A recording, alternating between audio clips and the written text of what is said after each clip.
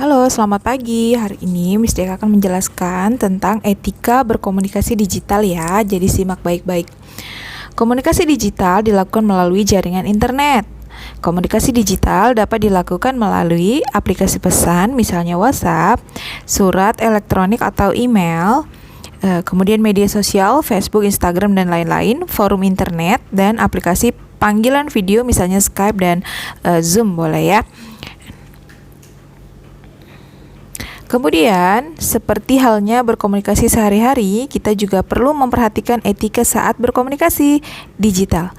Apa saja ya etika berkomunikasi digital? Nah, yang pertama ada hindari penggunaan huruf kapital yang berlebihan. Yang kedua, mengutip seperlunya. Yang ketiga, menjawab pesan pribadi. Yang keempat, berhati-hati terhadap hoaks. Kemudian, yang baik dan benar, hindari mengirim konten yang melanggar hukum, bersikap santun, berbagi konten yang bermanfaat, dan menghargai kehidupan pribadi. Nah, Miss jelaskan satu-satu ya.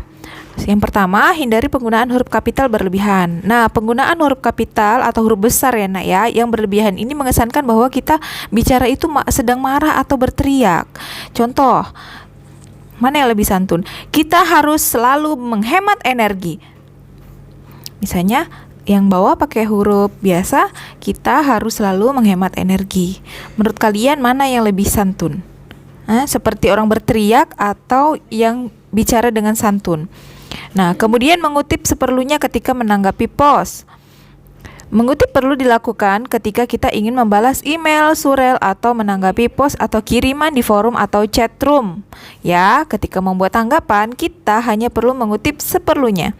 Misalnya contoh pesan, ada pertanyaan seperti ini ya. Halo Wulan, aku ingin menanyakan tentang jadwal les komputer untuk bulan Agustus. Apakah ada perubahan? Terima kasih banyak.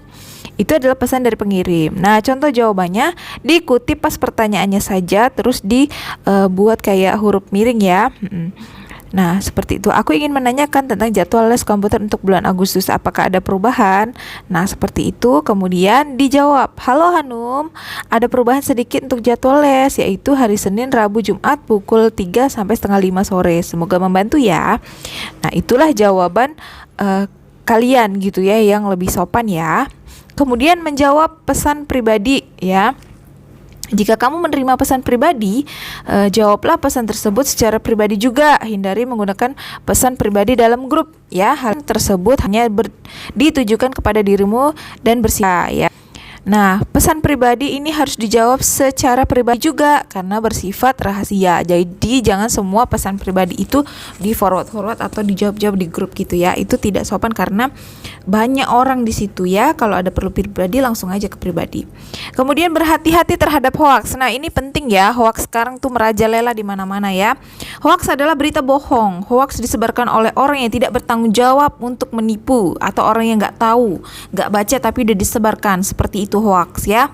Cara mengatasi hoaks: 1. Berhati-hati dengan judul yang bersifat menghasut. Baca dulu, jangan lihat judulnya.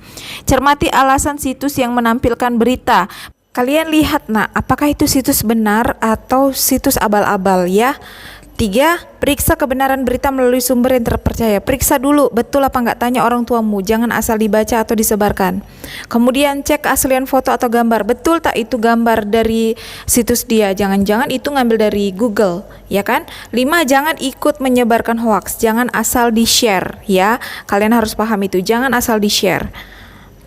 Oke, kemudian menggunakan bahasa yang baik dan benar. Dalam kehidupan sehari-hari, kita harus menggunakan bahasa yang baik dan benar. Bahasa itu juga harus mudah dipahami, sama halnya dengan berkomunikasi digital.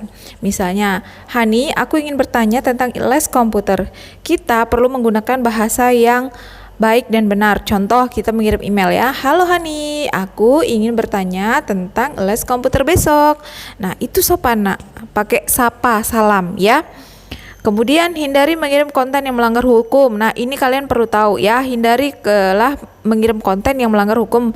Pelaku dapat dihukum berdasarkan undang-undang. Contoh konten yang melanggar hukum. Misalnya file musik, film. Nah, itu gak boleh, atau game bajak itu gak boleh kalian posting sembarangan ya, karena itu ada hak ciptanya ya. File yang ada hak ciptanya itu bukan milik kita, tapi milik yang punya aslinya ya.